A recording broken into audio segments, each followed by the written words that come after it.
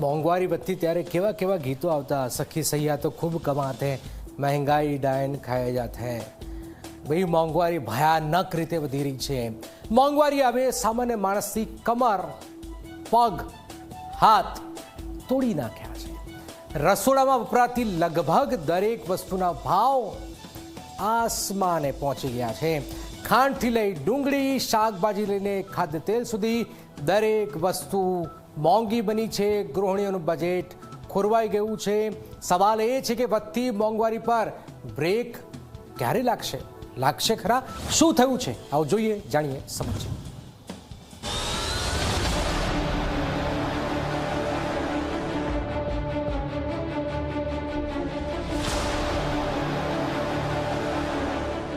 આ ચાર દ્રશ્યોને જરા ધ્યાનથી જુઓ। રસોડાની મીઠાશ વધારતી ખાંડ, ગરીબોની કસ્તુરી કહેવાતી ડુંગળી, રોજિંદા ભોજનનો આધાર એવા શાકભાજી અને રસોડાની શાન ગણાતું ખાદ્ય તેલ।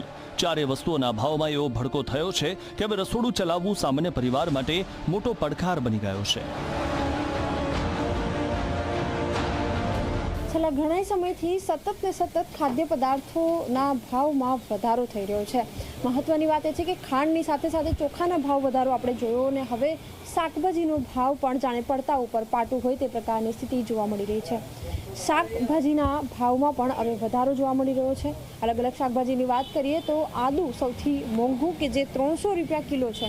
નવું આદુ છે કે જે બહુ લાંબા સમય સુધી ચાલતું નથી, એ આદુ 100 રૂપિયા કિલો છે, જ્યારે જે જૂનું આદુ છે એ 200 થી 300 રૂપિયા કિલોની આસપાસ વેચાઈ રહ્યું છે। આ સાથે જ અલગ અલગ શાકભાજીની વાત કરીએ, કંટોળા 200 રૂપિયા કિલો છે, ગવાર અને ફણસી 120 રૂપિયા કિલો છે।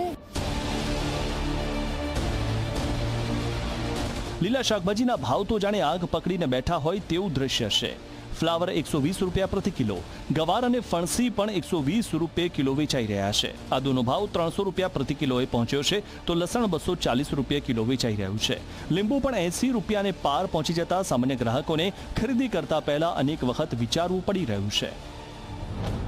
બધી વસ્તુમાં મોંઘવારી બહુ વધી ગઈ છે। એક સામાન્ય વર્ગને જીવવાનું આમ બહુ મુશ્કેલ થઈ પડી છે। જેની ધારો કે સેલરી 20,000 હોય ને એના રેન્ટ બી ભરવા હોય તો એ કેવી રીતે સર્વાઈવ કરે? એટલે ગવર્મેન્ટને થોડી ધ્યાન રાખવી જોઈએ।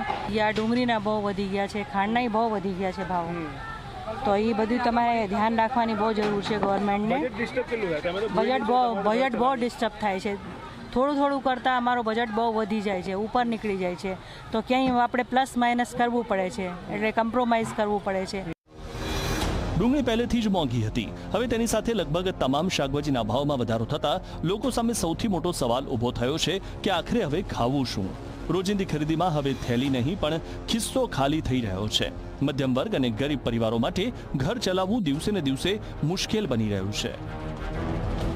આવક માર્કેટમાં ઓછી થઈ ગઈ અને અત્યારે 60 રૂપિયા કિલો વેચાણ છે, પણ લેવાલ નથી। ગ્રાહકો હમણાં પાછળ પડી જાય છે અને આ તેજી એકદમ અચાનક જ એકદમ આ અઠવાડિયામાં જ આવી ગઈ છે। એટલે લોકો પણ હવે, કારણ કે આ બાજુ ખાંડ મોંઘી, આ બાજુ ડુંગળી મોંઘી, એટલે લોકોને અસર તો થઈ ગયું છે। હવે આગળ હવે સરકાર શું કરે એ જોવું પડે। બધાનું કારણ આવક બિલકુલ ઓછી છે। હવે નાસિકથી આવક ઓછી, ઇન્દોરથી આવક ઓછી, એટલે બને। વેપારીઓના જણાવ્યા પ્રમાણે બજારમાં આવક ઘટી હોવાથી ભાવમાં વધારો થયો છે। બીજી તરફ ગૃહિણીઓનું કહેવું છે કે વધતી મોંઘવારીએ ઘરનું બજેટ ખોરવી નાખ્યું છે। રસોડાના ખર્ચમાં સતત વધારો થતા અન્ય જરૂરી ખર્ચ પર પણ કાપ મૂકવાનો વારો આવ્યો છે। શાકભાજી હોય કે ડુંગળી, ખાંડ હોય કે ખાદ્ય તેલ, દરેક વસ્તુના વધતા ભાવે સામાન્ય માણસને મુશ્કેલીમાં મૂકી દીધો છે।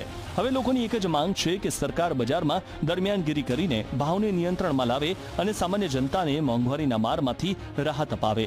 કારણ કે જો ભાવની આ આગ આવી જ રીતે ભડકતી રહેશે તો સૌથી વધુ દાઝશે સામાન્ય માણસનું રસોડું। Bureau report, Zee media.